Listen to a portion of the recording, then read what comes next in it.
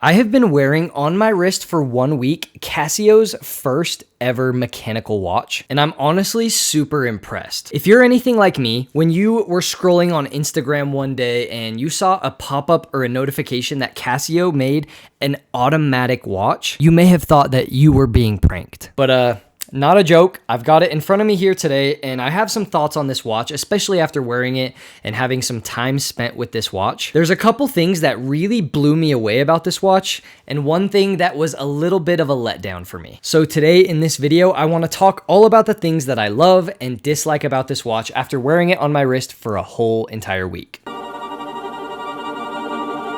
Welcome back to the Kdun channel. As always, my name is Kaden, and if you are new here, I love documenting my watch journey. I've actually noticed that a lot of you who are watching are not actually subscribed, and that breaks my heart. But if you do subscribe, I would really appreciate it. I would love to grow this channel and make this something big and awesome. So if you like what you see, I'd appreciate if you subscribed. So I think the first thing that we really should talk about is just getting the boring numbers and the specs out of the way of what this watch objectively on paper, what this is. So this watch is fully stainless steel, and this is actually an integrated bracelet watch.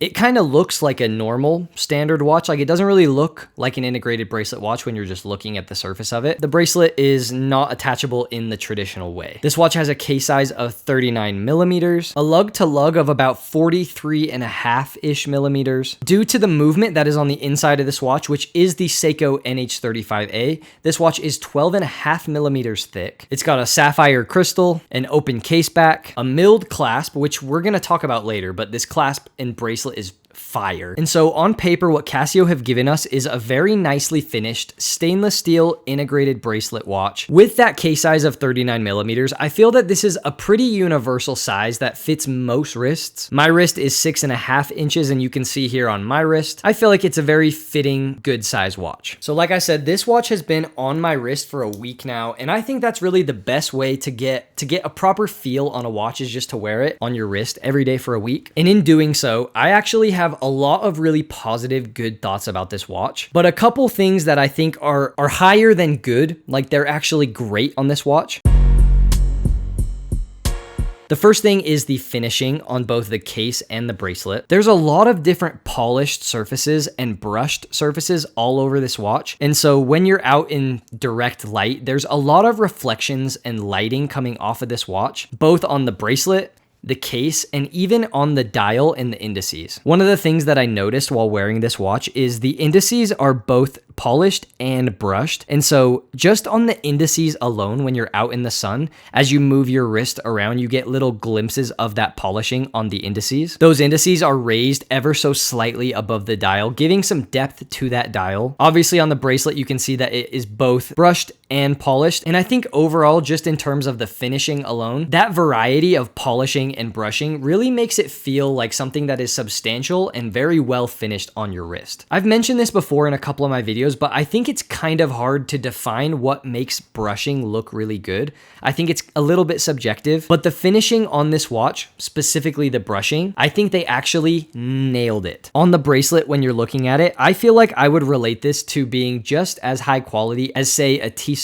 PRX bracelet. The brushing is pretty deep and you can really feel it in your fingers, and depending on how the lighting is hitting it, where you can see more of the depth of that brushing, and that continues all the way up into the case, where your traditional end links would be on a normal watch. There's very deep linear brushing on those spots of this bracelet. And I'm sure it sounds like I'm beating a dead horse here, but it really is impressive. The other thing that I really noticed when I was wearing this watch every day was just how stunning the dial is in person. So Casio makes a couple different color variations and a forged carbon edition of this watch. And the dials that have colors that are not black are supposed to be mimicking that forged carbon, though this dial is not made of forged carbon. They do an electroplating process, and I'm not exactly sure what they do, but what I do know is that it looks really freaking good. In direct sunlight, the shade of blue, I would call it, is more of a vibrant, punchy blue, whereas when you step inside, even here now in the studio, it's a more subdued, kind of navy, darkish blue. Taking a look at the texture on the dial, you can really see how it kind of mimics that forged carbon vibe, and to me, I feel like this dial color really reminds me a lot of water on a lake. And a fun fact, I actually really don't love blue dials, but after spending some time with this watch, I actually think it's kind of a good dial color. On the dial, we have the text Edifice with underneath Casio, Edifice being the bigger of the text, which is kind of interesting because Casio is the brand that makes this watch, obviously, but they chose to highlight the Edifice branding on this watch, which I thought was very interesting. I don't feel like I love it. Don't feel like I hate it. It's just kind of a neutral point for me. I kind of wonder why they did this choice. Just above the date, you can see the text automatic, obviously indicating the movement within this watch. And at the bottom 6 o'clock position of this dial, there is a cutout for the date window. Just talking about the face and the dial of this watch alone, there's a lot of depth within that dial, both in the way that the rehaut slants, how the indices hang over the dial, how there's multiple levels within the dial layers. And at first glance, when I first saw this watch, I was genuinely very impressed that Casio did such a good job. But of all the things that Casio did on this watch, there's one thing that I was so worried about when I ordered it, and that was how flimsy and shitty the bracelet was going to be. But thank the heavens, Casio killed this bracelet, specifically the clasp. On this watch is a milled clasp with a couple points of micro adjustment and a double push button system. Just go ahead and take a listen to this.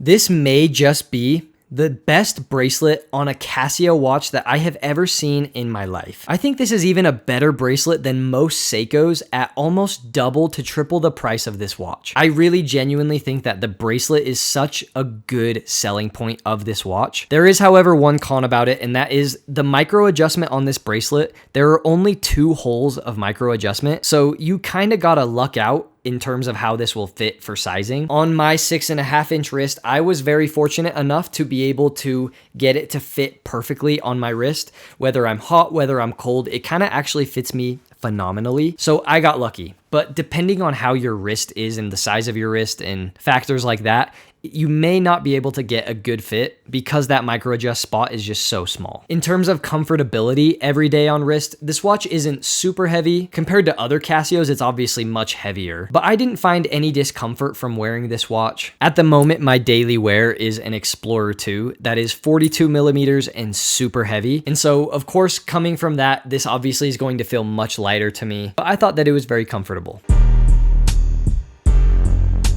And now we get to the part of this video where I talk about the negative of this watch, with a little caveat that it's actually not super negative. I'm going to talk good about it, but on the inside of this watch is Seiko's NH35 movement. This movement is made in Japan by Seiko. Of course, as we know, one of the huge powerhouses within the Japanese watchmaking industry. Casio being one of the other major players in that Japanese watchmaking industry with such a big history in digital watches, I think it's very interesting to see this kind of collaboration between Seiko and Casio. And for me, the thing that let me down the most about this watch was the movement, but specifically the accuracy of this movement. From a finishing standpoint, this movement isn't really anything great to look at. There's no fancy finishing. It's just very straight to the point and robust. And that's actually one of the good things about this movement. The shock protection of this movement is phenomenal. It's extremely cheap to service or even replace when that time comes. It beats at 3 Hertz. It has a power reserve of about 40 to 42-ish hours. And the quoted accuracy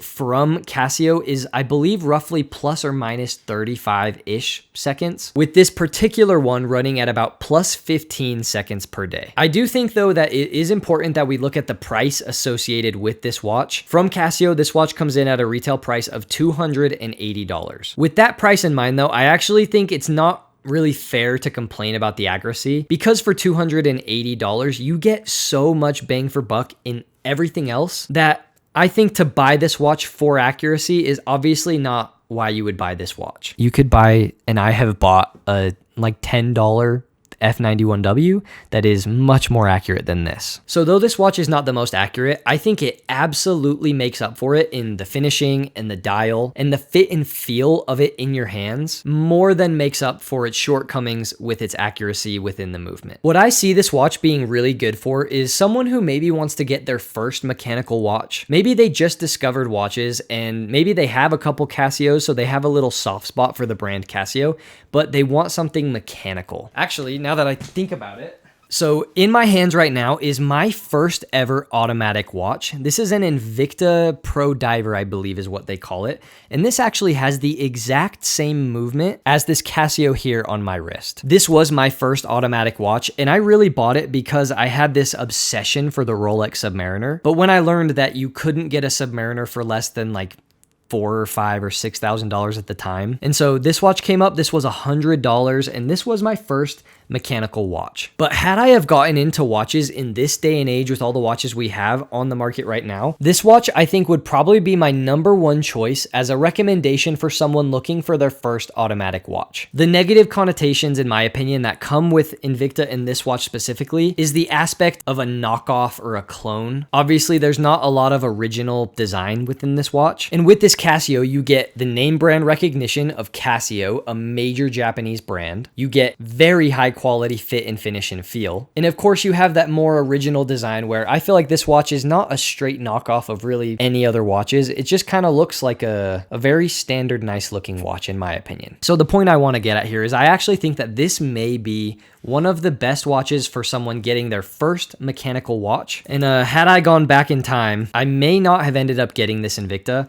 I actually may have ended up getting this Casio had it have been out at the time. But that about wraps up my thoughts on wearing this watch for 1 week. Overall, I think this watch is phenomenal, especially for the price. If you get the chance to hold this watch and get hands-on with this watch, I highly recommend it. And if you have gotten hands-on with this watch, I'm curious to know your thoughts below in the comments. What do you think about this Casio Edifice? Do you think that there are better first watch options? Overall, I just want to know your thoughts. And if you stayed to the end of this video, I am going to give you a thumbs up. If you liked what you saw, please subscribe, and I'll see you in the next video.